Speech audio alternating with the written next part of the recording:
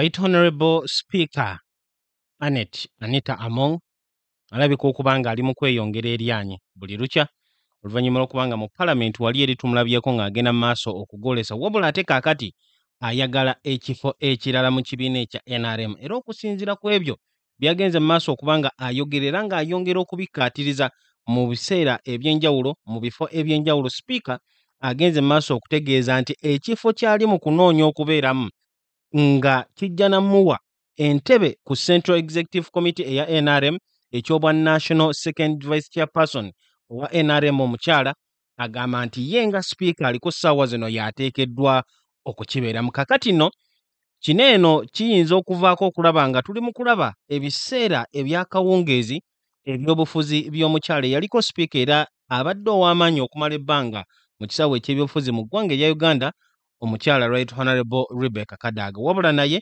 gye buvuddeko agenze mu maaso okutegeeza nti tagenda kumala gapowa mweteefuteefu okulwana n'eryanyi lyonna ly'alina okulaba nga asigaza ekifo kye wabula kaakati okusinziira ku ebyo bye tuli mu kulaba Speaker Anita Among alabika okuba nga buli lukya ayongera okufuna obuwagizi era ali mu kugenda mu maaso okukola campaign mu bifo eby'enjawulo mwana tunno ne mu bifo eby'ebusoga eno gye tubadde tulowooza oba gye tubadde nga tumanyi nti Rebecca Kadaga gy'asinga amaanyi gye buvuddeko Anita Among yasobodde okusisinkana bassentebe abaakalondebwa abajja mu kibiina ekya NRM mu bitundu by'e Busoga mu bifo eby'enjawulo era eno n'agenda mu maaso okwogerezaganya nayo era nga n'eno gye yasinziiridde okuba nga abaako ebigambo by'aweereza eri omuntu gw'agenda okuvuganya Rebecca Kadaga.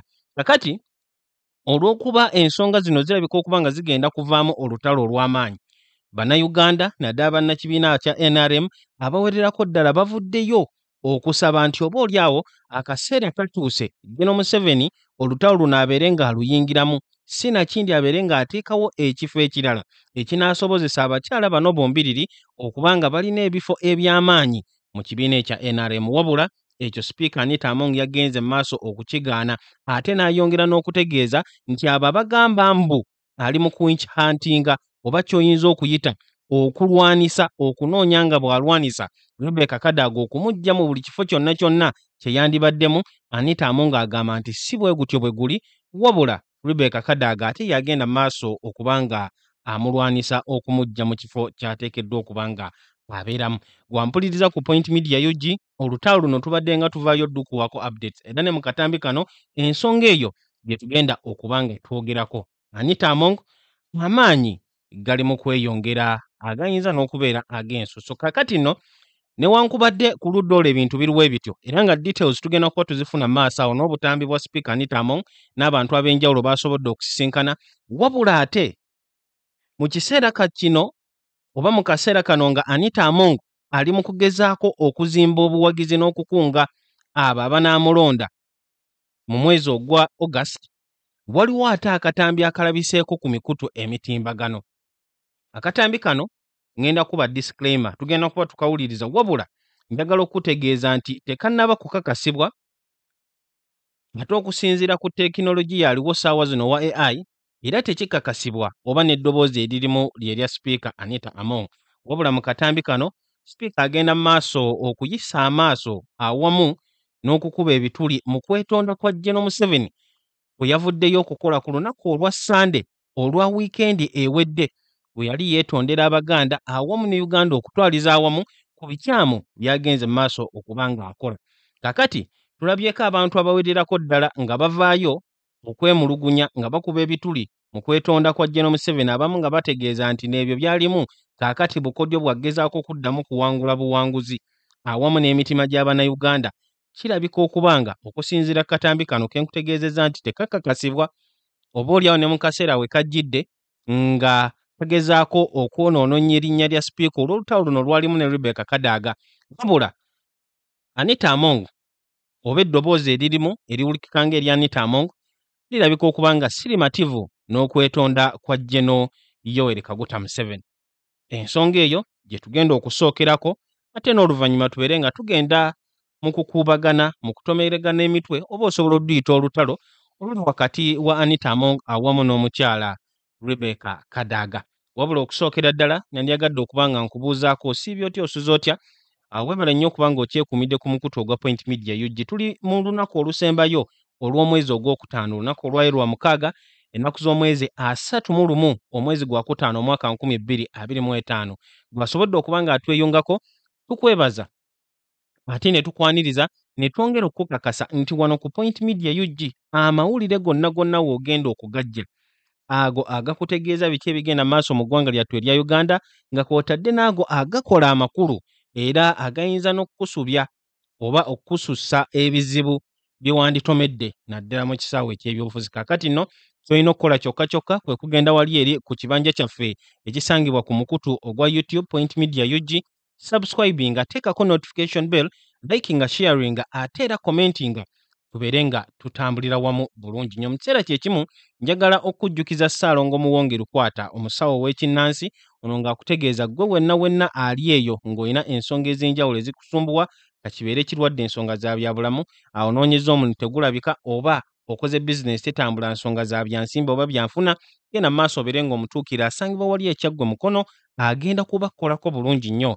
era ensonga zo zitereerere ddala. Ennamba kw'ogenda okumujja gw'atasobodde mutuukira mu buntu oba gw'alina ekibuuzo, ya Airtel eri nooti 75 nooti 4M189, ate ennamba ya MTN eri nooti 78 nooti 467. Ye Ssaalongo Muwonge Lukwata, omusawo ow'ekinnansi. Kakati nga tukomyewo ku nsonga za Sipiika Anita Among, nga bwe nkutegeezezza ali mu lutalo olulabika okubeera olw'amaanyi nno ddala, wabula okusinziira ku biki oba ensonga we zirabika ssaawa zino, alabika okuba ng'ate y'ali mu maasoko olw'ensonga nti ne mu bitundu eby'ebusoga Rebecca Kadaga gye tumanyi nti gy'asinze amaanyi, ate naye amulumbyeyo era yatandise dda okufuna obuwagizi okuva mu bantu ab'enjawulo. Wabula awo nga tetunnatuukawo, nga bwe nkutegeezezzaako mu kwanjula akatambi kano nti kirabika okuba nga naawo waneeno tuli mu speculation oba tuli mu kuteebereza okusinziira nti akatambi kano akali mu kutambula tekinnaba kakasibwa. Ddoboozi lya Anita Among ye n'ebyo ebiri mu katambi kano ebyogerwako ddala Sipiika Anita Among ye yabyogedde oba nedda. Akatambi kano kajjidde mu kiseera nga Anita Among anoonya ekifo eky'obwa second vice national chairperson mu NRM. Akatambi kano kawulikika nga Sipiika Anita Among, eddoboozi eriwulikika nga erya Sipiika Anita Among liri mu kuvvoola, liri mu kkuba ebituli mu Gen. Yoweri Kaguta Museveni. Katusooke tukawulirize katono nnyo ka ddakiika 2 zokka, tugenda kuba tukomawo okwogera ku nsonga eyo. Thank you. So I want to go slowly. One, after I have spoken, then you will decide what we should do. Number one, Museveni says he has apologized to the Baganda. He behaves as if that is the only part of the country he offended. Museveni burnt a full train of human beings. Set a train on fire. Yes, in Teso, in Mukura. Set a train on fire and killed people in a bus, in a train. There is a university in Teso called Suruti University. Directly opposite that university, there is a swamp. Almost 1,000 people were killed by the Banyarwanda who came to help him and were all thrown in a swamp in front of that university. The children of Karamoja, you heard me, let me repeat it. Almost 1,000 people were collected from different areas of Teso and were dumped in a place called Apaltunga. Apaltunga, actually, if you translate it, it means we have given up because they have taken our people to kill. Banyarwanda killed people there. They came and stole our cows. Someone comes that he's taking care of a cow. Even a calf, when it's born, a Munyarwanda will go and dig a hole, bury half of the body of the calf and leave the head up. After 3 days, they will pull it out and the calf will have changed color. And then they take it and own it. The children of Karamoja, today they are the ones begging for food because they are malnourished. When their parents had cows, everybody would laugh that those children are naked, but you'd never hear that they have diseases. Why? They are taking milk, they are eating every other thing, and they are looking healthy even when they were naked. Kakati eddoboozi eryo liwulikika okubeera erya Speaker Anita Among. Ebigambo ebirimu wano ku Point Media UG tetujja kubiddamu era tetugenda kubikkaatiriza, wabula we kaba katuufu ani yagenze maaso okukata, ate we kabanga kakyamu ani yagenze maaso okukakola. Mu kiseera kino nga Speaker Anita Among agezaako okuzimba erinnya lye awamu n'obuwagizi okuva mu kibiina naddala ekya NRM okulaba nga asobola okufuna entebe ku Central Executive Committee. Kakati kikkirizibwa nti General Yoweri Kaguta Museveni alina oba alina kyayongerako kinene nnyo ku biki ebigenda maaso okukolebwa mu kibiina ekya NRM. Era ne mu lutalo luno nga bwe twalaba oluvannyuma lw'akalulu k'omwaka gwa 2021, General Museveni ye kennyini we yateekamu amaanyi n'adikampeininga Rebecca Kadaga eyali alemeddeko ng'ayagala kisanja kya kusatu, wabula Mwami Museveni n'aba NRM ne bagenda mu maaso campaigningira Jacob Oulanyah era gwe baawa tiketi. Kakati ne mu lutalo luno kisuubirwa okuba nga General Museveni singa anaaluyingiramu oba ensonga oba oliawo ajja kuba azitabaganya bulungi nnyo. Kakati mu kiseera kino nga Speaker Anita Among agenda mu maaso okugezaako okwezimba wamu n'okukunga obuwagizi, ate kakati akatambi kateereddwa nga kalaga nti Speaker Anita Among eddoboozi eririmu eriwulikika okubeera erirye ali mu kuvvoola awamu n'okutyoboola General Yoweri Kaguta Museveni chairman w'ekibiina ekya NRM. Kakati ensonga eyo awo we tugenda okugikoma nga tuzzeeyo ku lutalo Anita Among lwalimu ne Rebecca Kadaga. Anita ayongera okufuna obuwagizi naddala okuva mu bannakibiina ekya NRM. Jjukira nti nno omwezi ogw'omunaana okusinza ku bubaka bwe tulinako ekifo kino eno bwe kigenda olondebwamu ani alina okukibeeramu, ekyobwa second vice national chairperson owa NRM omukyala. Era ng'okusinziira ku ebyo bye tuli mu kulabako, omukyala Anita Among agamba nti ye muntu omutuufu alina okukibeeramu. Era okusinziira kwogera kwe mu bifo eby'enjawulo by'abaddemu ng'agenda mu maaso okusisinkana bannakibiina kya NRM ab'enjawulo, Anita Among ayongedde okutegeeza nti Speaker aliko yalina okubeera mu kifo ekyo. N'olw'ensonga eyo, oluvannyuma lw'Abannayuganda okuvaayo okumutegeeza nga bwe yatutegeezaako jjuuzi nti oluvannyuma lw'Abannayuganda okumusaba abeere nga yeesimbawo okuweereza eggwanga lye, naye n'agenda mu maaso okusalawo okulaba nga yeesimbawo. Ate okusinziira ku ntegeera ye ey'ebintu, Among agamba nti abo bagamba nti Kadaga yamulumba bakyamu. Abagamba nti nno ye yalumba Kadaga bakyamu, wabula ye agamba nti Kadaga yali mu kumulumba. Luno nno lugenda kubeera olutalo ddala olw'amaanyi era nga tugenda kwongera okutuusaako biki byonna byonna nga we lutambula. Nja kusaba tusooke tugendeko mu bulango bwa bakama baffe katono nnyo. Bwe tukomawo tugenda kuba tutandikira mu bitundu eby'ebusoga. Anita Among gye yagenze mu maaso okuba nga abeera era bassentebe ab'ebitundu ebiwererako ddala ne bagenda mu maaso okumwendoosinga okulaga obuwagizi bwabwe gy'ali. Eno nno gye tuli mu kwogerako ye mu bitundu eby'ebusoga ew'omukyala Rebecca Kadaga. Tusooke tukolemu bwe tuti katono nnyo n'oluvannyuma tukomewo okulaba nga tweyongerayo.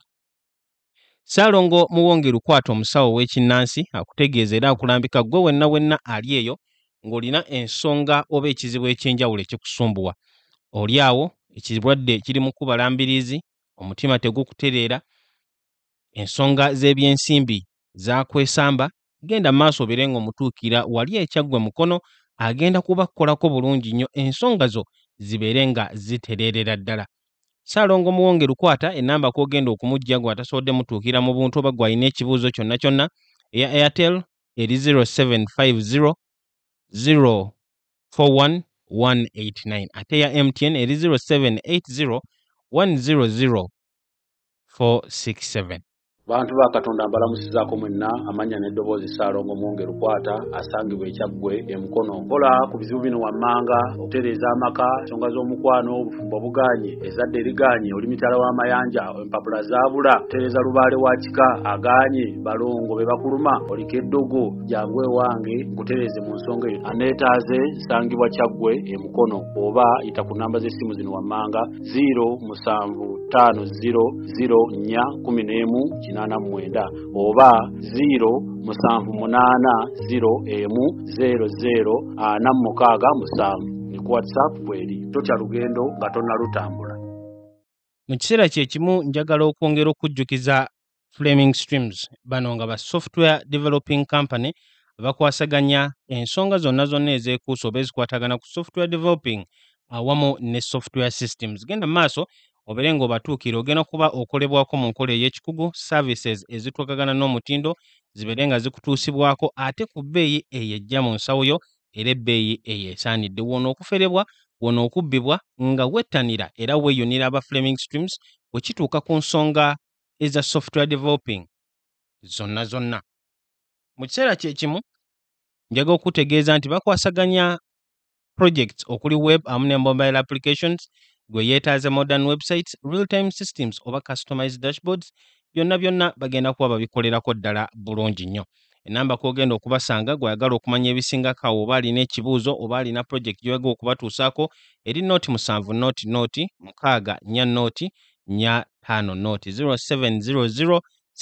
4 5 0700640450. Enamba eyo ne ku mukutu ogwa WhatsApp kweri bulungi nnyo osobola obbaweerezaako obubaka n'obategeeza ky'oyagala. Ate email yaabwe eri flamingstreams@gmail.com osobola obbaweerezaako obubaka nabo n'obategeeza ki ky'oyagala butya bw'okyagala okakasa nti ensonga zijja kuba zikutambulira bulungi nnyo nnyini ddala. Okyali ku mukutu ogwa Point Media UG nga bulijjo mu kisaawe eky'ebyobufuzi mwe tugenda mu maaso okuba nga tukuba ttooki kiki ekiri ku ludda oluvuganya gavumenti, kiki ekiri ku ludda olwa gavumenti, bali mu kweteekateeka batya, ani ayagala okwesimbawo, ani agenda mu kibiina ki, ani atandikawo kibiina ki, byonna tubigattira wamu ne tukuweereza Kasaavu Kanyama ate amawulire ago gakola amakulu mu nsonga nga bwe zitambula. Kakati nno mu katambi kano tuli mu kibiina ekya National Resistance Movement ekya NRM. Eno ewalabika okuba nga waliyo olutalo oluli mu kwongera okukula buli kaseera era ng'olutalo olwo luli wakati wa sipiika aliko ssaawa zino Anita Among ne Rebecca Kadaga eyaliko sipiika wa Parliament. Kakati nga bwe nkutegeezezza mu kitundu kyaffe ekyokubiri tugenda kuba tulaba mu nsonga awamu n'ebigambo by'omukyala Anita Among.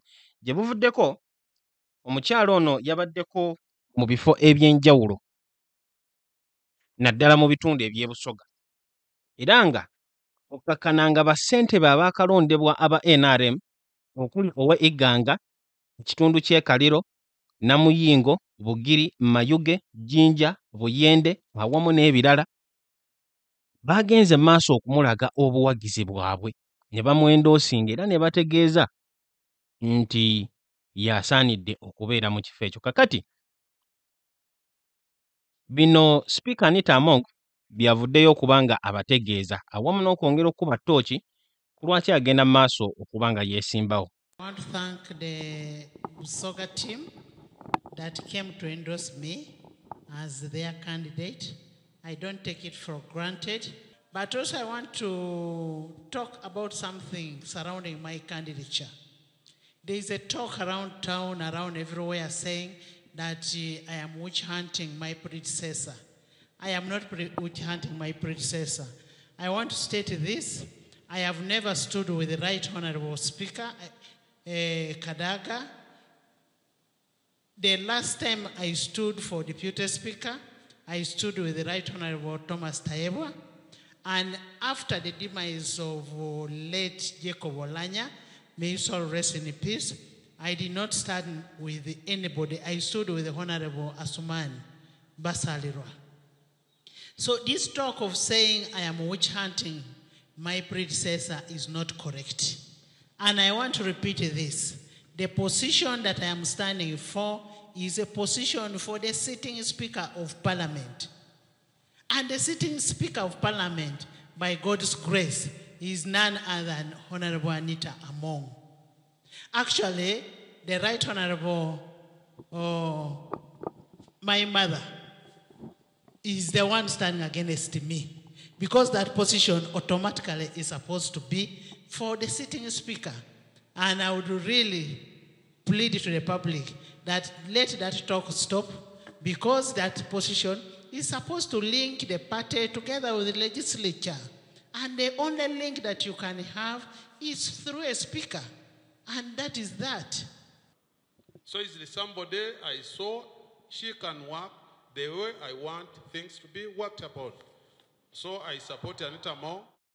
Omukyala Speaker Anita Among bw'atu bwe yalabise nga ba chairperson oba ba ssentebe ba NRM mu bitundu eby'Ebusoga bagenda mu maaso okumwendoosa. Nga kakati wuliriza points zino bulungi nnyo.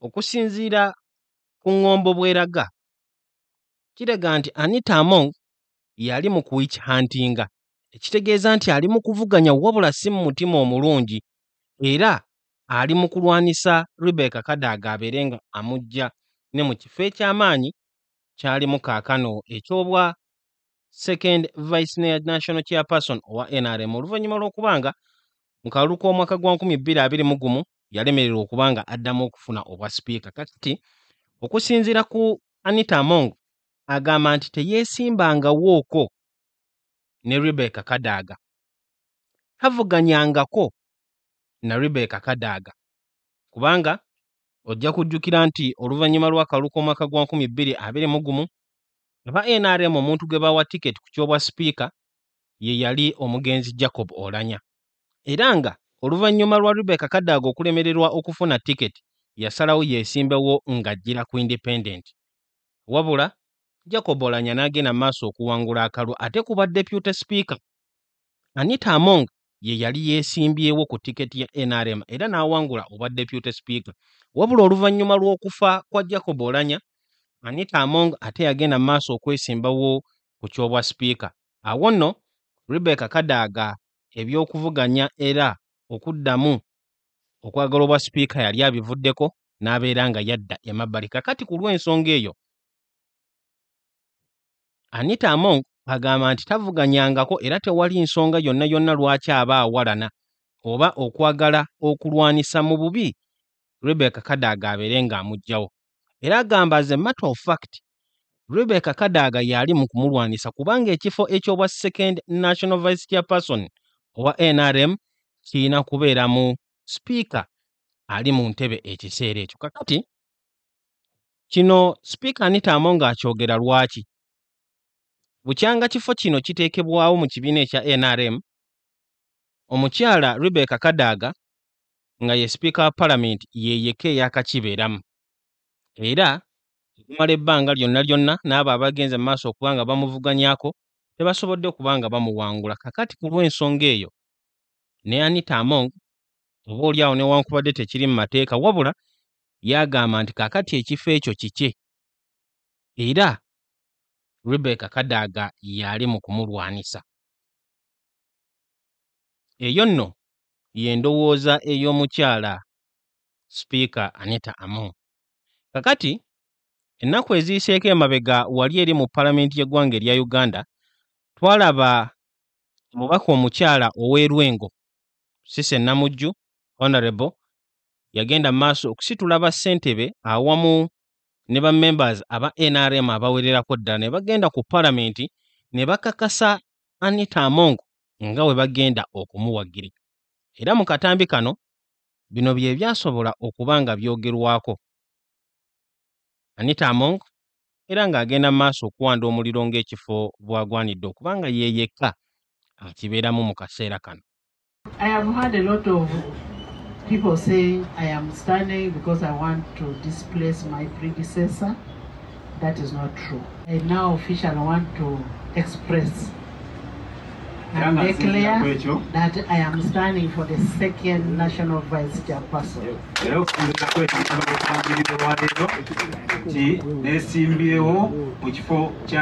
Second national vice chairman or NRM.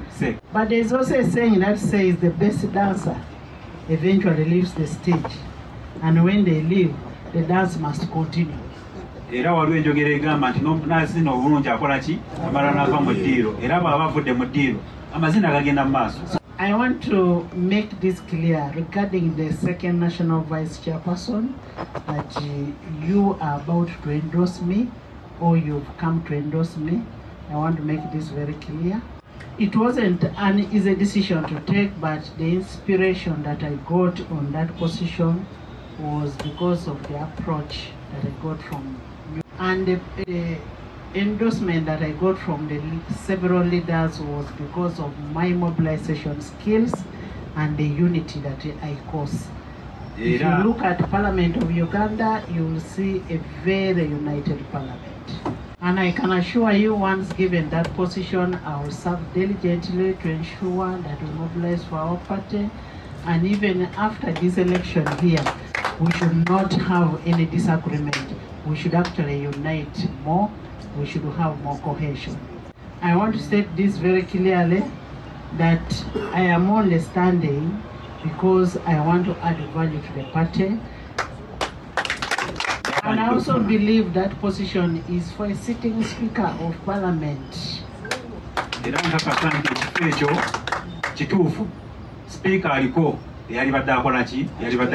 Because you cannot be a Speaker of Parliament when you're not in the top organ, the top party organ that makes decisions for the country. So for me to be able to make some laws that affect the country, that affect the party, I need to be in that SEC, for me to bring what is in SEC to Parliament. You need a connection between the Parliament, the party, the executive, judiciary, and that's why we are there, to do that connection. There must be continuity. And NRM being a democratic party which is built on the principles of participation and merit. And that's why I am participating. You're going to see the best and you're going to vote for Anita. Ngeri omukyala Speaker Anita Among gy'alabika okuba nga yeekakasa biki byagenda maaso okwogera era butya bwateekeddwa okubeera mu kifo ekyo, nyongera okuddamu pointi yange nti tuyinza okuba tuli mu kulaba ebiseera ebyakawungeezi era ebisembayo eby'obufuzi by'omukyala Rebecca Kadaga, era nga okusinziira ku Anita Among agamba nti ekifo kino kyetaaga okubeera mu Speaker aliko ssaawa zino olw'ensonga nti Speaker akulemberamu essiga erimu era legisire eribaga amateeka, ate yalina okufuna ebigenda maaso mu kakiiko aka Central Executive Committee n'abeera ng'abireeta mu Parliament ne vice versa, ebiri mu Parliament n'abitwala mu kakiiko okulaba butya bw'asobola okwongera okugattaganya executive ekulemberwamu General Museveni awamu ne Parliament y'eggwanga erya Uganda. N'olw'ensonga eyo ekirabika okuba nga ssaawa zino we twogerera omukyala Rebecca Kadaga ali ku disadvantage, ali ku kisenge, era tuyinza okumulaba nga akalulu kano ekanaatuukira Anita Among ayinza okukawuuta buva. Wabula ne Rebecca Kadaga naye enfunda eziwerako ddala tumulabye ng'agamba nti tagenda kumala gasuulawo ttawero, wabula agenda kukola kyonna kyonna ky'asobola ajjeyo n'ag'omu buto abeere nga alwanisa ebisiriko byonna byonna ebifunfugu ebikonge Anita Among ne ttiimu ye bye bali mu kuteekateeka. Naye okusinziira ku ndabika y'ebintu, Anita Among alabika okuba nga asimbye enjala era ky'ayagala akyagalira ddala. Awo nno sigenda kubanga nsukkawo, mwebale nnyo, mwebale ddala mmwe abatambudde naffe ku mukutu ogwa Point Media yujja ebbanga lyonna, ate twaniriza n'abo abasobodde okuba nga batweyunga ku bulijjo. Genda mu comment section obeere ng'oteekayo endowooza yo ku nsonga nga wetusobodde okuba nga tuziyitamu, ate era mu kiseera kye kimu teweerabira okusubscribinga, okulikinga, okusharinga awamu n'okukomentinga, obeere nga osobola okutufuna wonna wonna w'oli ku ssimu yo, laptop yo, tab yo ne weeba TV yo. Mubeere bulungi, kambaagalize weekend ennungi, ate nja basaba tubeere nga twekuuma bulungi okumalako omwezi guno tuyingire ogw'omukaaga, ate omutonzi tulabe ki ky'anaatutuusaako. Mweraba.